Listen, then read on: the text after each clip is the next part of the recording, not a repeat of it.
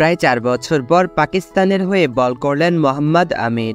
রাওয়ালপিন্ডিতে নিউজিল্যান্ডের বিপক্ষে বল হাতে 13 রান খরচায় নিয়েছেন 2 উইকেট। আমিরের বোলিং তাণ্ডবে 5 ম্যাচ সিরিজের দ্বিতীয় টি-20তে 90 রানে অল আউট হয়ে যায় নিউজিল্যান্ড। ইনিংসের চতুর্থ ওভারে বল হাতে আসেন আমির।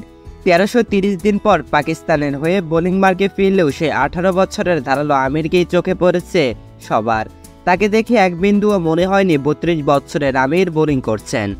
পাকিস্তান সুপার লিগের নতুন বলে কারিগরি দেখিয়ে আবারও আলোচনায় আসেন আমির। সেই ধারা অব্যাহত রেখেছেন জাতীয় দলের প্রত্যাবর্তনেও।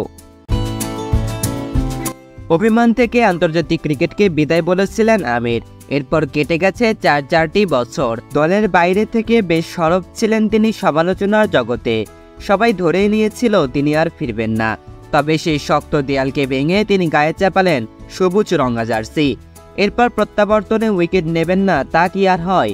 যদিও তার প্রত্যাবর্তনের ম্যাচটি গিয়েছিল বৃষ্টির জলে ভেসে। রাওয়ালপিন্ডিতে সিরিজের প্রথম ম্যাচটিতে 1 ওভারও করার সুযোগ পাননি তিনি। কার্যত দ্বিতীয় টি-20 ম্যাচটি ছিল তার ফেরার ম্যাচ। বোলিংয়ে এসে দ্বিতীয় বলে টিম রবিনসনকে আউট করেন আমির। এরপর নিজের দ্বিতীয় ওভারে টিম ফক্সক্রফটকে আউট করেন এই বাঁহাতি পেসার।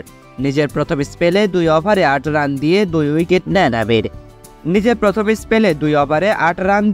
উইকেট নেন আমির। আমিরের ফেরার দিনে বল হাতে ঝড় তোলেন শাহিন শাহ আফ্রিদিও। বলে রাখা ভালো, এই শাহিনের কারণেই আজ আবারও 4 তারা জার্সি গায়ে তুলেছেন আমির। আন্তর্জাতিক ক্রিকেটে নিজের ফেরা নিয়ে আমির কথা বলেছেন গতকাল প্রকাশিত পাকিস্তান ক্রিকেট বোর্ডের ইউটিউব চ্যানেলের এক ভিডিওতে। সেখানে আমির তাকে আন্তর্জাতিক ক্রিকেটে ফেরানোর কৃতিত্ব পিসিবি ম্যানেজমেন্টের সঙ্গে দিয়েছেন গত বছরের ওয়ানডে বিশ্বকাপের পর একটি টি-20 সিরিজে পাকিস্তানকে নেতৃত্ব দেওয়া শাহিন শাহ আফ্রিদিকেও। এর আগে 18.1 ওভারে সবকটি উইকেট হারায় নিউজিল্যান্ড। দলের হয়ে সর্বোচ্চ 19 রান করেন মার্ক চ্যাম্পম্যান। পাকিস্তানের হয়ে 3টি করে উইকেট নেন আফ্রিদি, 2টি করে উইকেট নেন আমির, সাদাব খান এবং আবরার আহমেদ। ম্যাচে নিজের দ্বিতীয় স্পেলে বোলিংয়ে এসে 1 ওভারে 5 রান দেন আমির। ফেরার ম্যাচে কোঠার পূর্ণ 4 ওভার পূর্ণ করতে পারেননি তিনি। এর আগে 18 এপ্রিল সিরিজের প্রথম ম্যাচের একাদশে ছিলেন আমির, কিন্তু বৃষ্টির কারণে বল হাতে নেওয়া হয়নি তার। মোটে 2 বল মাঠে গড়ানোর পর পরিত্যক্ত হয় ম্যাচটি। সব মিলে তৃতীয় শুরুটা গোছানোই হয়েছে মোহাম্মদ আমিরের।